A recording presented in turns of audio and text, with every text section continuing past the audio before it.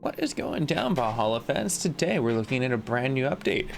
4.0 is here. Yes, a new edition, free content, and prepare for war, as we're going to tear apart 1.30. My name is Mac here at the MacGyver7 channel, and today we're going to be looking at the patch notes and updates that are surrounding Ubisoft and what they are pushing out for some issues that have been problematic throughout this update.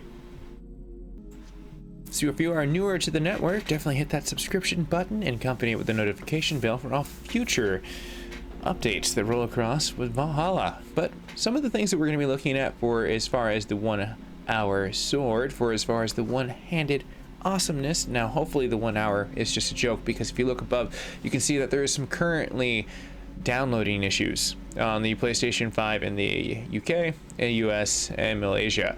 They are trying to hammer that out for as far as what's going on, so be patient. You will be getting this for as far as that, and the one-handed sword will be yours very soon. Now for as far as the event, that starts on the 29th, and at least they gave it a few days so they can iron stuff out and people aren't missing out on the events. And the Siege of Paris, which comes down inside of the 12th of August. So you can see that there's a lot of cooler stuff that's going to be flooding out here. Now, basic highlights of what we'll be seeing is roughly around 7 to 31 gigs depending on what platform.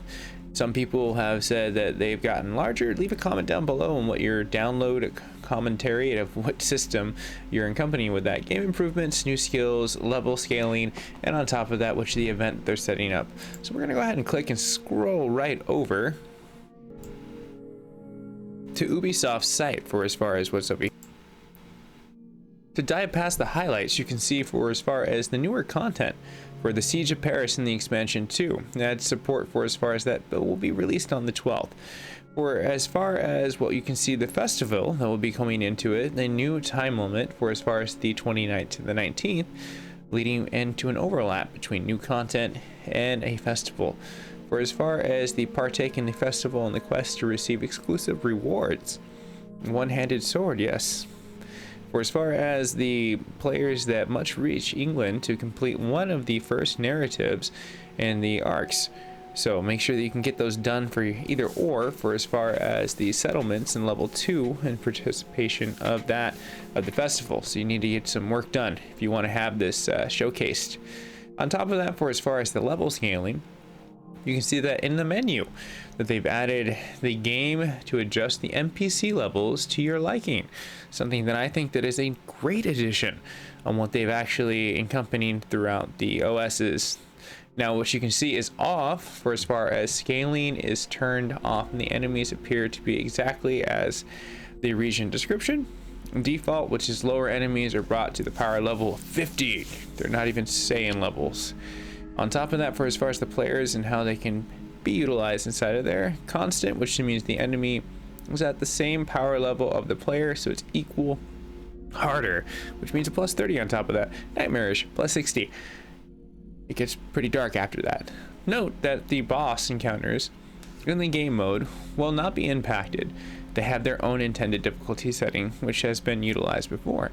The skill tree update, as you can see, has improved the visibility of the new skills that have been added throughout the post-launch, and they've added an option with automatic occur. All skills nodes are required to reach to currently highlight the nodes if you have enough skill points available. New skills like Raven, Bear, and Wolf, and all those will automatically be able to be unlocked within that situation, from the thrill of war down to the heart and to the warrior of that wolf. So definitely check out those, because you're going to be seeing some cooler stuff within those regions of skills. Now, game improvements, was they've addressed inside of that, for as far as the priestess body would be missing from as far as plans over in the Ireland, and the cage cannot be opened to free a prisoner inside the caves. The only minor ruins inside the chest in Ireland, and on top of that, for as far as the shelves not movable inside of the cache lore. For as far as where we move into the cutscenes that did not in the Siege's church, you can see that now they will be triggered, and you could not be confirmed for the kills on Ash, missing sounds and subtitles with the Wrath and Druids, and the King's Pass not collectible inside the raids, not also completed at the same time. So you hit a fork in the road without a bypass. On top of that situation, you can see that you couldn't collect the prison keys inside of the court scene of the kings, and on top of that, for as far as the vanished in the flan in the Over Ireland, we can see that the Thorstein teleported back to the cave in the Snarine portion of that, and you can see also that could not persist inside of the Puka or as far as what would be killed into the fog. Now, the main game has a ton of situations that they have addressed that we will scroll down, and I would definitely encourage you to check out to see if you are inside of these, because you could be situations that you've been waiting on. And for as far as what we'll dress up for as far as the graphics, they've definitely made a lot of issues with the lighting go away, animation inside the clip issues, the sound effects, and on top of that relating to the audio menu narration. Raids also got a little brush up for as far as the rewards that weren't properly coming into the raids, and the ration of the portion not hailing properly an amount inside of the health for as far as certain missions. On top of that, for the mastery challenges, they've addressed probably about like 6 issues, give or take, that we can see from the abilities and the restrictions all inside of the mastery challenges for the first 2.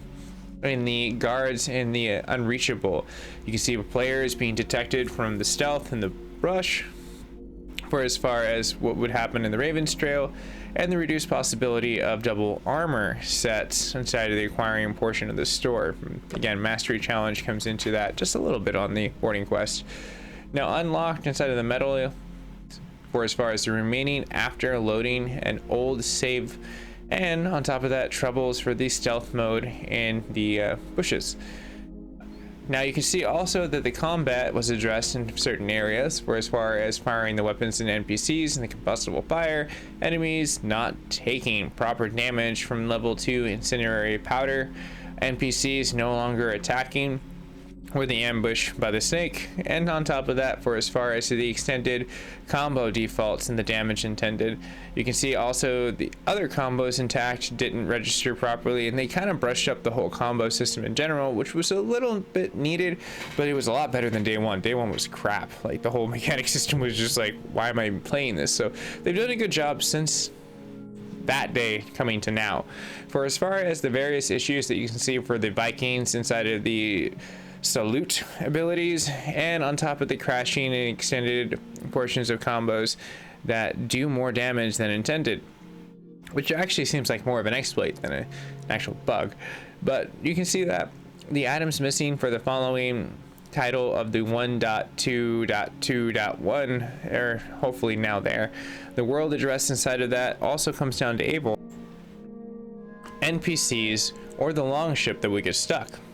The instances for the misplaced inside of the floating objects in the texture, and you can also see that the user interface comes down to numerous UI, HUD, and location issues, troubles for the existing photo mode and the escape, which free for PC, and the icon for as far as the adaptability and the colorblind modes. So we're inside of the boosters not applying correctly when looting the lower value items. System inside of the benchmark is not functional when the game patch contains a non-ASCII symbol. So on top of that, for as far as some stability fixes that they're going to leave us, that wraps up our patch notes. So if you are newer to the network, you can always like, share, and subscribe. Helps me out as a creator. It's absolutely free. And if you do today, who knows? Maybe Ubisoft will continue to update this game, and it will be a bargain when it's usually around on sale, probably with all of the new 3 awesome ones, which is Origins and all the other ones that will ensue in the near future. So who knows what we'll get past, with Odyssey also being one of those 3 that I mentioned that are really rustically cool. So I will see you guys and gals in the near future. Leave your comments down below of what you are still afflicted by. Sometimes that these patches are great, but the community will show what is actually still at large. I'll see you guys and gals in the near future. Stay safe, stay classy, and I will see you there.